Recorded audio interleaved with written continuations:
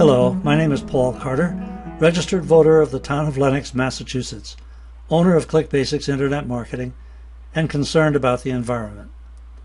As we citizens of the Town of Lenox consider the Kinder Morgan, Tennessee Northeast expansion of their pipeline through our town, I'd like to talk about whether or not we should be supporting this infrastructure in view of the following. This pipeline transports fracked gas from what's now known as the Marcellus Shale area in and around Pennsylvania. Here is a map of this area showing some of the high-profile incidents or fraccidents related to the gas drilling in this area. In the fall of 2007, Chesapeake Energy began drilling a gas well 660 feet from Lori Lytell's property line in Varick, New York. The morning after the well was hydraulically fractured, Lytell said her water was gray and full of sediment. After 3 days, the sediment was gone, but her water was still cloudy. She contacted Chesapeake, and they agreed to install a water filter on her well. At her request, Chesapeake tested her water, but they did not test for fracking fluids. Dave Eddy lives in Allegheny County, New York, near a gas well operated by the U.S. Energy Development Corporation. The company, he says, uses hydraulic fracturing to extract the gas. In the spring of 2009, Eddie's wife filled up the bathtub for their kids, and foamy chocolate brown water came out of the faucet. Testing by U.S. Energy found the family's well was polluted with gas. The company has since installed a water filter on the Eddy home. In March 2012, an explosion at a compressor station blew a hole in the roof of the complex holding the engines. The explosion shook homes as far as a half a mile away and drew emergency responders from multiple nearby counties. Damage was contained to the site, but black smoke billowed for several hours and necessitated an emergency shutdown of the site. The station, which pressurizes and hydrates the natural gas from the Marcellus shale wells in the county, moved 364 million cubic feet of gas per day before being shut down. In February 2009, 295 gallons of hydraulic acid spilled at a drill site operated by Chesapeake Appalachia, LLC, into Salem Township, Pennsylvania. The incident occurred after workers put the hydraulic acid in a storage tank not designed to hold acidic contents. Officials in Pennsylvania were investigating a natural gas well leak after residents near the town of Roaring Branch reported that rust-colored water was flowing from a spring and 2 creeks were bubbling with methane gas. 1 woman was evacuated from her home as a precaution. 4 homes are now being delivered drinking water, and 18 homes are having their water monitored. It is believed that a failed casing on one of the natural gas wells is to blame for the contamination.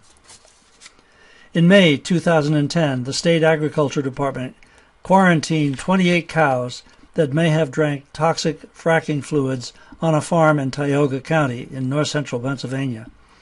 The cows had access for about 3 days to a pool that formed from a leaking wastewater impoundment pond, part of a natural gas drilling operation occurring nearby.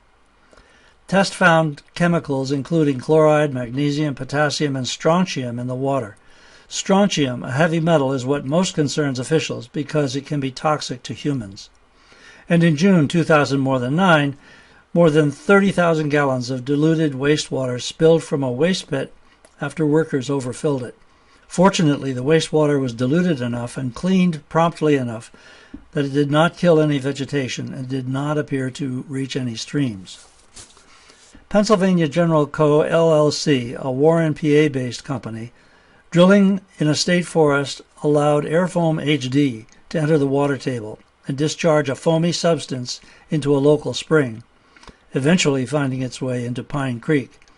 DEP North Central Region Community Relations Coordinator Danielle Spadoni explains that Airfoam HD is used by natural gas drillers to create a foam that lifts water and drill cuttings to the surface. Although the company blamed rainfall and snowmelt for this incident, the discharge was a violation of regulations, including Clean Streams Law and Solid Waste Management Act, which resulted in a fine of $28,960 for illegal emissions. A natural gas well exploded into flames September 14, 2008, in Lady Township in Clinton County, Pennsylvania. The fire burned for nearly 2 weeks, and special firefighters were called from Texas to help put out the flames. Steve Hillier lives in Gibbs Hill, Pennsylvania, nearby where Seneca Resources, Inc. is actively fracking natural gas wells. On July 30, 2008, Hillier was woken up early in the morning by his neighbor, Clint Yates, who reported that his mouth burned after drinking his water. His wife had also taken a shower and felt her lungs burn and her sinuses flare up. Hillier tried the water from his tap and felt his mouth burn and an immediate headache. The water, which comes from a natural artesian spring under the steep hill where they live, had developed a briny taste and smelled of natural gas. The Pennsylvania DEP advised the homeowners not to use the water, and Seneca is supplying water to both homes. On December 12, 2009, Chief Gathering LLC was boring a path for a pipeline 13 feet under a stream, wetland, and road in Penn Township in Lycoming County, Pennsylvania, when the synthetic muds used to drill the holes erupted to the surface. Between 3,000 and 6,000 gallons of synthetic drilling mud spilled into the wetland, and some of it reached the stream. The state's Department of Environmental Protection inspector who visited the site also discovered there had been a previously unreported spill of about 110 gallons on December 10, 2010. These are just 10 out of 38 high-profile incidents in the Marcellus Shale drilling area. There are likely many more that are unreported. They all point out why fracking is bad for communities, because of drinking water contamination, health problems, natural resource impacts, impacts on public infrastructure and services, broader economic impacts, and the public will be stuck with this bill. So what? I say the environmental, health, and community impacts of fracking are severe and unacceptable. Yet the dirty drilling practice continues at thousands of sites across the nation. The question before us tonight is, should we support an infrastructure that has caused so much harm to communities where fracking has been rampant? I say it's time. Time to break the illusion that so-called natural gas will be beneficial to our community. I say it's time to act on what's real. That fracked gas is bad for our communities, and therefore we should not support its infrastructure in our town. Let's say no to the Kinder Morgan, Tennessee Northeast expansion of their pipeline through our town. Thank you for your attention.